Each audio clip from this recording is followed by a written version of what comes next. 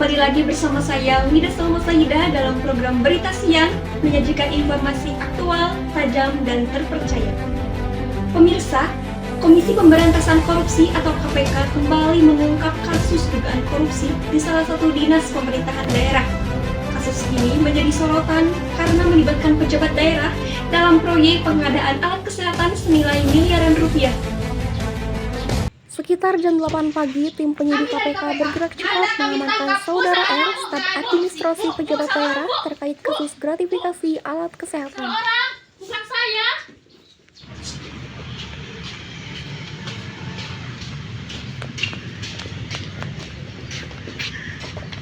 Bisakah Anda menjelaskan kasus ini secara rinci? Bagaimana perkembangannya saat ini? Kasus ini masih dalam penanganan.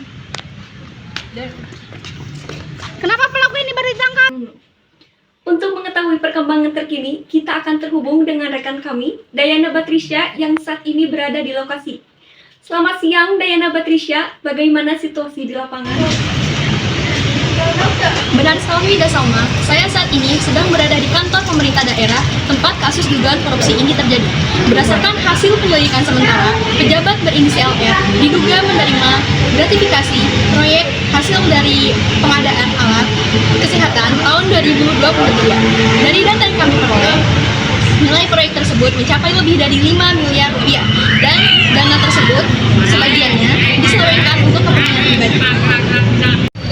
Untuk memperjelas informasi ini, saya sudah bersama dengan Ibu Zahra, selaku Kepala Bidang Pengawasan Internal Pemerintah Daerah, yang mengetahui awal mula terungkapnya kasus ini.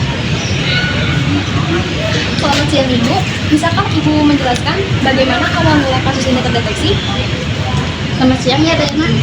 Jadi saya menemukan kasus ini karena ada masyarakat yang melaporkan bahwa adanya ketidaksesuaian antara nilai proyek dan hasil pekerjaan lapangan. Kemudian itu kami mengaudit kasus itu dan ternyata kami menemukan bahwa ada penyimpangan anggaran. Nah, sebab hal itu kami melaporkan hal ini kepada KPK. Dan sekarang juga kami sedang berkomitmen untuk memperkuat pengawasan ya, agar kejadian ini tidak terulang kembali.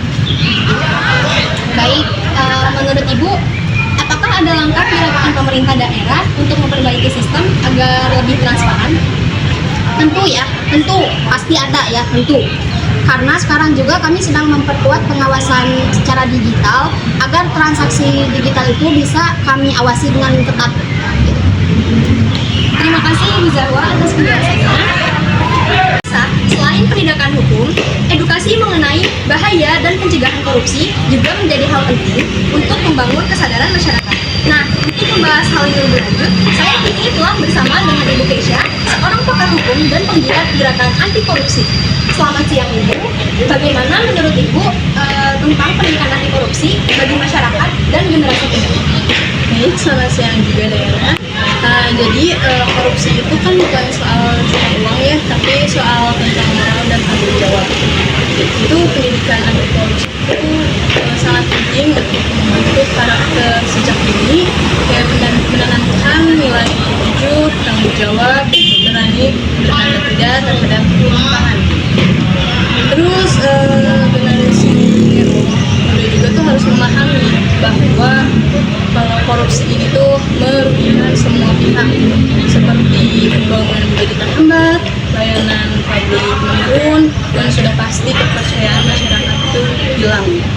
Jadi kalau generasi muda ini berani jujur dan menolak korupsi, sudah pasti masa depan bakal lebih bersih dan maju. Terima kasih Ibu Keisha atas penjelasannya yang sangat bermanfaat. Terima kasih Dayana Batrisya atas laporan dan wawancaranya. Pemirsa, korupsi adalah musuh bersama. Mari kita mulai dari diri sendiri dengan bersikap jujur, bertanggung jawab, dan tidak menyalahgunakan kekuasaan. Saya, Wida Salmasahida, pamit undur diri. Terima kasih telah menyaksikan Berita Siang dan sampai jumpa di program selanjutnya.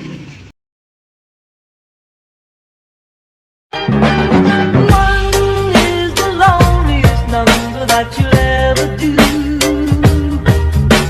Two can be as bad as one. number since the number one.